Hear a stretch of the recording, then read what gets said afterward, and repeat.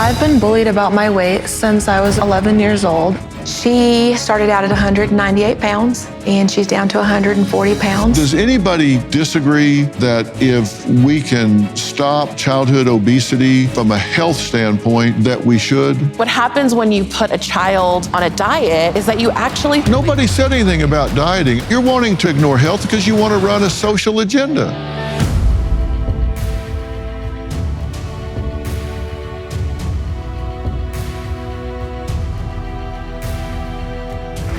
This may sound shocking to you, but we've reframed an obesity epidemic that affects nearly 20% of children in America, and we know it will have significant lifelong health consequences: heart disease, breathing problems, joint problems, gallstones, anxiety, depression, greater risk of stroke, and many types of cancer. Now, that's some pretty negative outcomes, don't you think? So how are we going to handle it?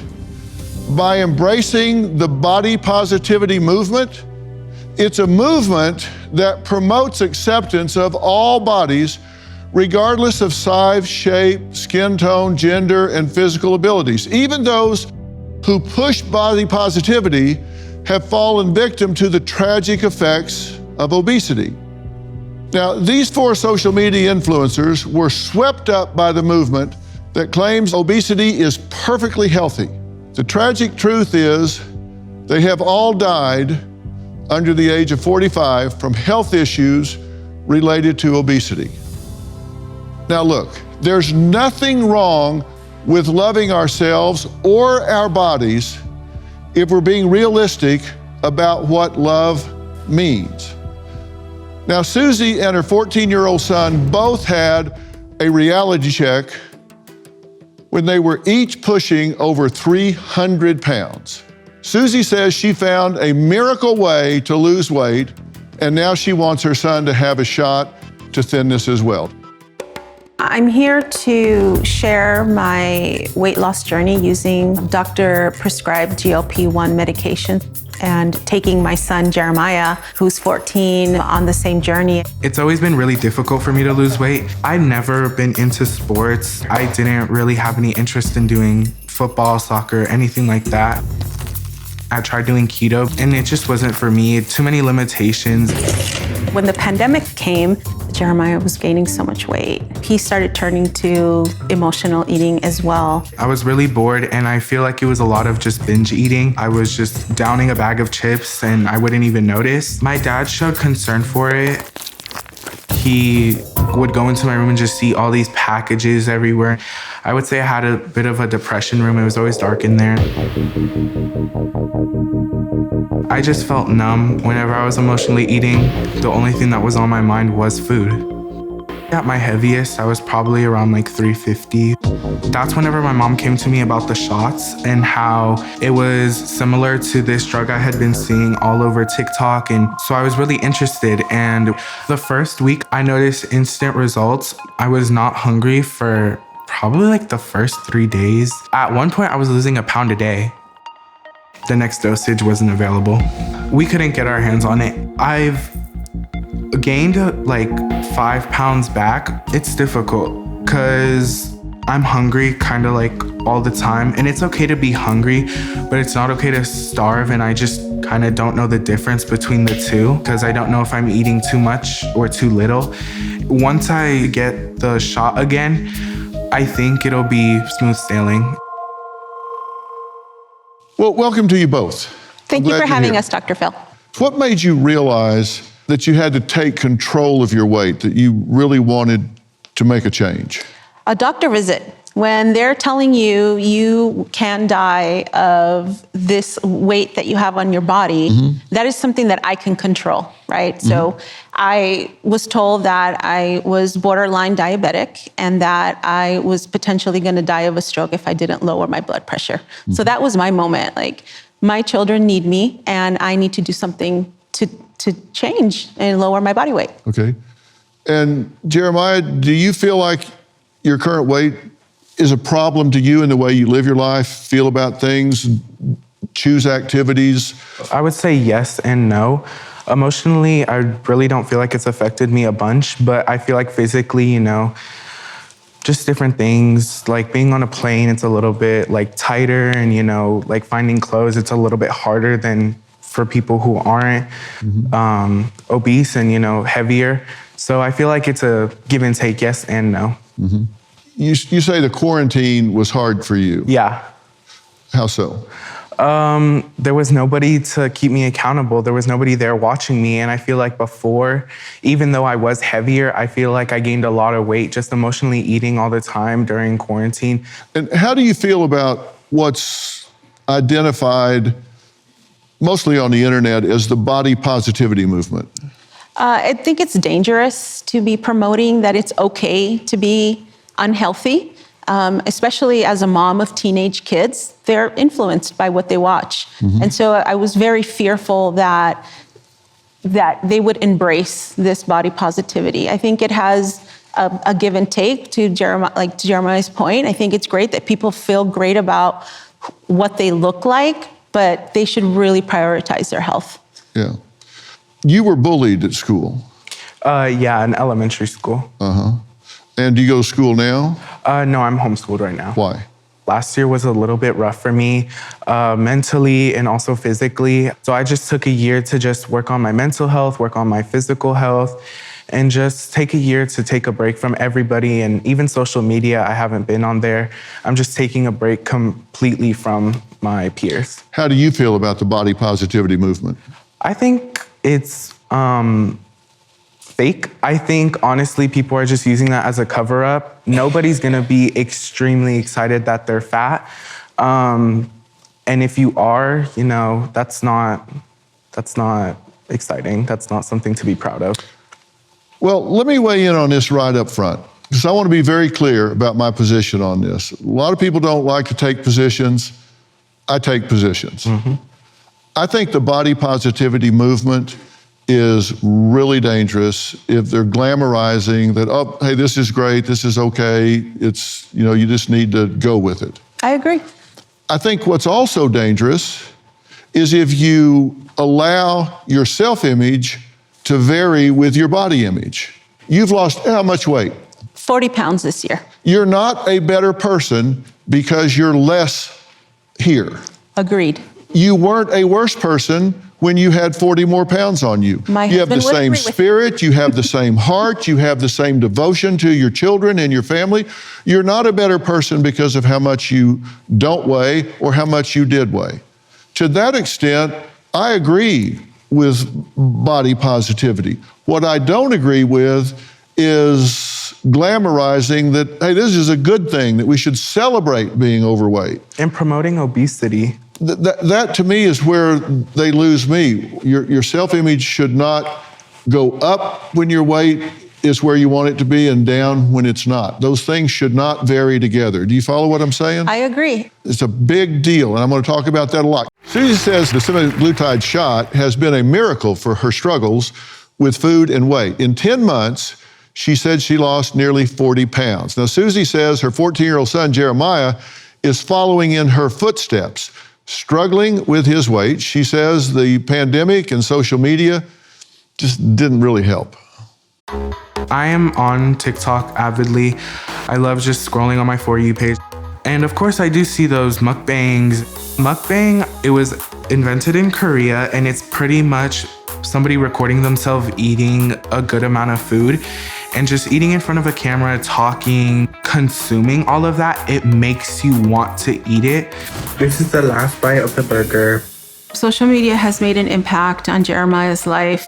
They're called influencers for a reason. And so when you find something that interests you, you're gonna go down a deep rabbit hole and spend hours and hours scrolling. Again, you're in a pandemic. TikTok is taking off. The children's eating habits definitely changed. Oh, let's make the frothy coffee. Oh, I just saw this recipe on, how to bake a cake from a mug in the microwave. Like there was one of the chicharron challenge where you deep fry a pork belly and you dip it into guacamole. When you are trying out a recipe on the internet, on social media, that doesn't give you the calories. He definitely needs nutrition. I don't think he has the mental maturity to understand what it can do to your body. Okay, so Susie, what's your journey been like on this? I take these weekly shots and it helps me feel full and it gives me the control that I need to make the right choices of the foods that I should be eating. Okay. And you've tried to lose that 40 pounds for how long before? I've been trying to lose this 40 pounds since the last 3 years. I started a new job and I was back at a heavy weight, and I knew that eventually I was going to meet these people in person. And, you know, you can only look so beautiful and thin behind a Zoom. So I tried to, you know, follow trainers on the internet. I tried to try different diets, but it just wasn't sustainable for me and I didn't feel motivated. I lost my sense of community. Okay. Zoom doesn't have filters like...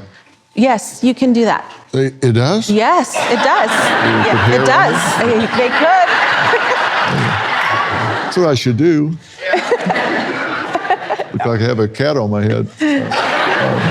So it's worked for you. Have there been downsides to it? There are some side effects where when you first start taking it, you feel tired, a little bit of nausea. So that's really the only thing that I went through. Why do you feel like your son needs to be on the same thing? I'm worried about his health. He's a very confident person, and I've always instilled in that. Don't worry about what people think about you, but I want him to be a healthier version of himself so that he can achieve the things that he wants to do in life. Have you started taking the medication? I had the medication for about a month, and it was really successful, but we could not get the next dosage for it since it's at such a high demand.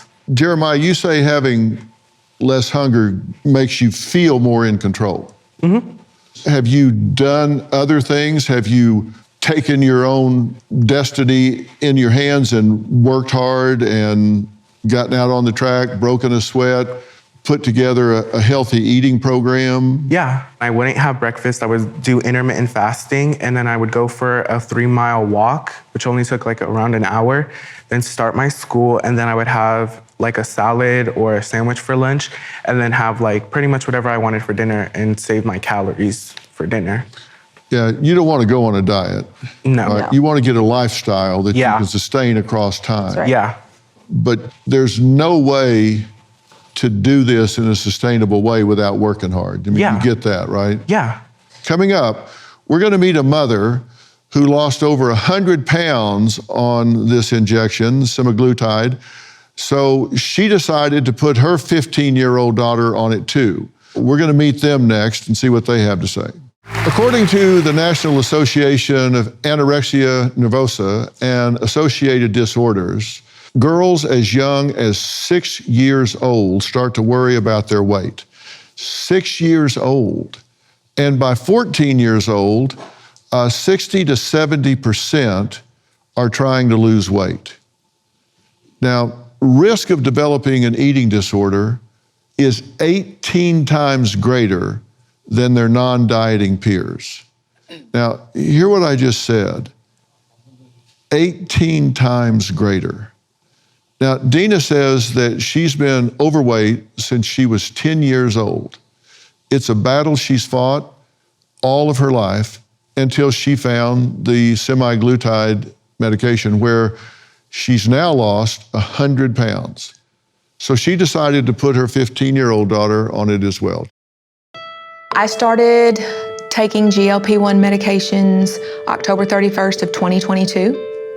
And I went from 366 pounds, and I just weighed in today at 229 pounds. I have tried so many different methods as far as losing weight. However, the thing that's different with the GLP-1 medication is up here. I'm not thinking about food all the time. My daughter Demi has seen me on my journey with the GLP-1 medication, and when they come out on the market for 12 to 18-year-olds, she asked me what I thought about her starting her own journey. Ready?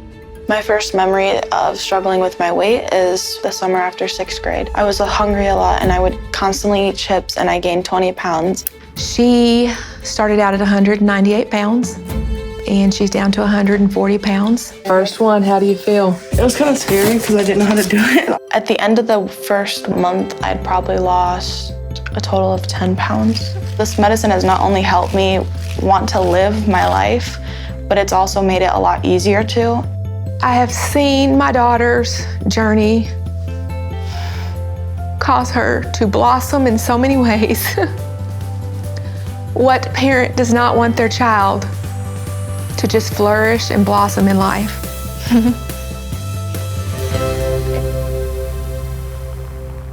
Well, thank both of you for being here. Thank you for having us. This has been a lifelong issue, right? Absolutely. And you've seen doctors about this. Yes. A lot of times doctors in the past have said diet and exercise, calories in, calories out. Mm-hmm. And I've done that my whole entire life. Mm-hmm. Calories in, calories out. Mm-hmm. And even gone to the extremes of having a weight loss surgery 20-some years ago. Mm-hmm. And even with the weight loss surgery, I still didn't lose all of the weight that they had anticipated losing. I still had the food noise in my brain of wanting more food even when I knew I wasn't hungry. Mm-hmm. And so then I found the GLP-1 medications many years later. Mm-hmm. And how's that worked for you?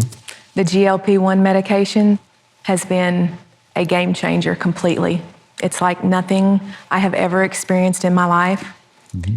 And for the first time in my 51 years of life, I feel like, for a lack of words, a normal person around food.